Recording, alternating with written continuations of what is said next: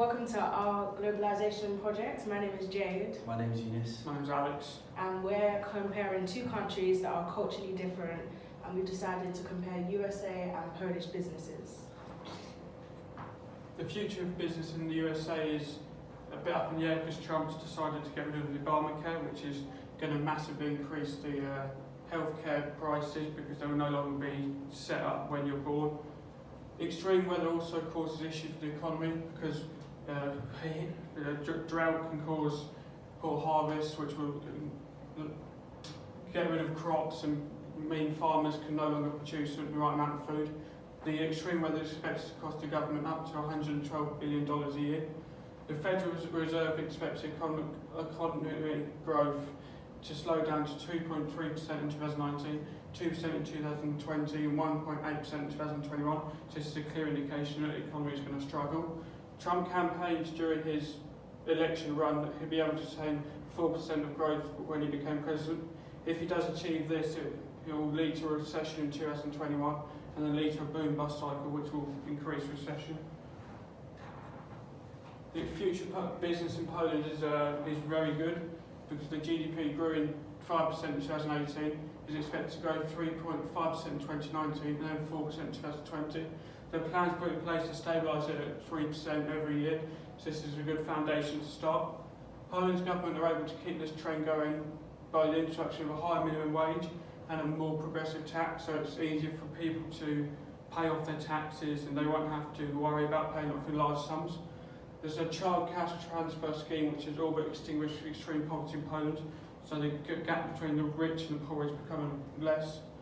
More young Polish people are studying at university level than German people, which shows that Poland has the infrastructure to become very successful. That if it keeps going like this, they'll eventually be at the same economical level as the West, so as in the US and the UK. Business practices in Poland. Most Poles are ready to invest their own money in their children's education. This is due to them believing that the more educated you are, the better chances you are of getting a job. This has led to a more educated population, which has led to people starting more businesses and creating more skilled jobs. Poland has also got a really high level of productivity, combined with low wages, macroeconomic stability, improving infrastructure, opening borders to trade and capital, and so on. Poland's economy is so competitive, it's not going to slow down anytime soon. The ongoing GDP growth of 5% in 2018 and it's projected to grow 3.5 to 4% in 2019 and 2020. This proves that Poland's economy is growing and it's not looking that it's going to slow down anytime soon. Poland has also got a growth model called the Warsaw Consensus, which they practice. This incorporates 10 policies, which most economists would agree on. These policies include the need to build and sustain strong institutions, increase domestic savings, invest in education and innovation, and remain open to immigration. Finally, Poland needs to ensure that they have a good relationship with the European Union due to them trading a lot with countries such as the UK, Germany, Ukraine, Czech Republic, and many other countries. Now we're going to talk about business practices in the USA. US businesses work in teams. All the best firms have got team-based approach to their work. For example, Apple is famous for having very strong teams in the development of the iPhone and always innovating to bring new products to the market.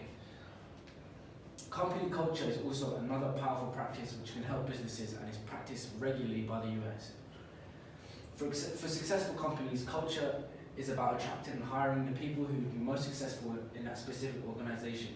It's about driving the behavior that makes the company successful and ensures that people are constantly motivated and wanting the company to grow. The US approach to business is that time is money. This means that people won't waste opportunities when the opportunity arrives.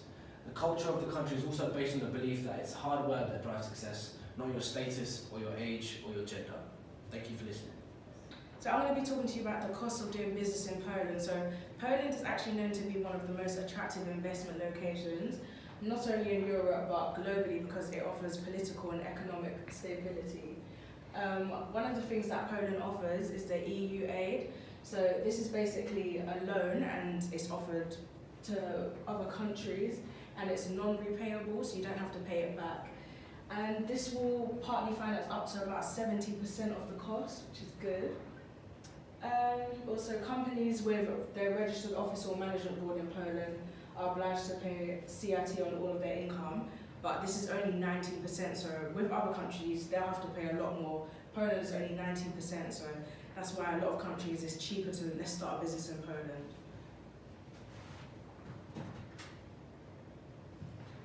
So on the other hand, with the US, it does not offer any non-repayable loans. So if you do take a loan, you have to pay it back, and even then, it can be quite tricky for companies to actually get a loan.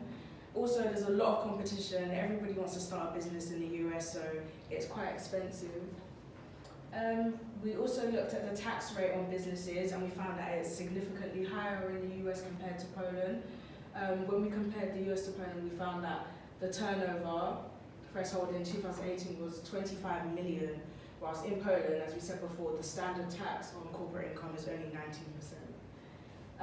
But despite all of this, it is common for US businesses to trade more globally as opposed to Poland. Europe, Asia, American corporations, they operate on more of a global scale compared to Poland.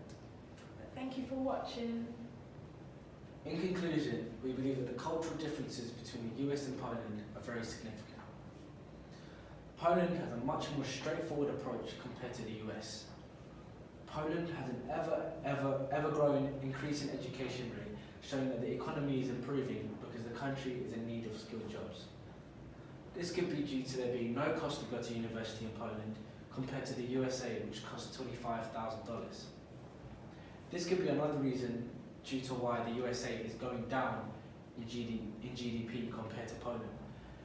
If people aren't able to get an education, then they probably aren't able to get a good enough job.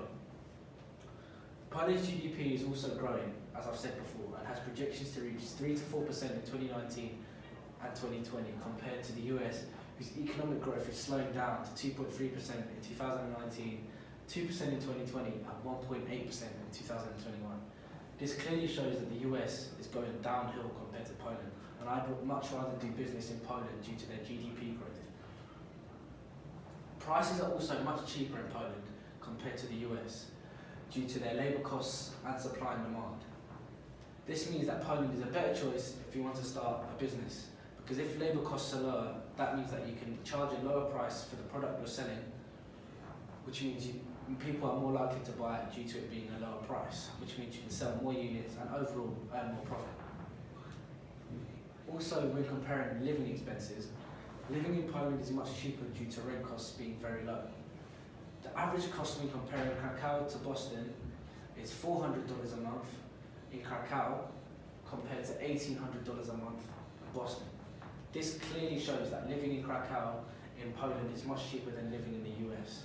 And if you're trying to save some money, I'd much more suggest living in Poland compared to Boston, which costs $1,800, which is a lot more than I think anyone would like to pay.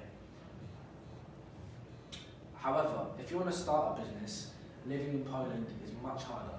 This is due to the average wage being much lower compared to the US.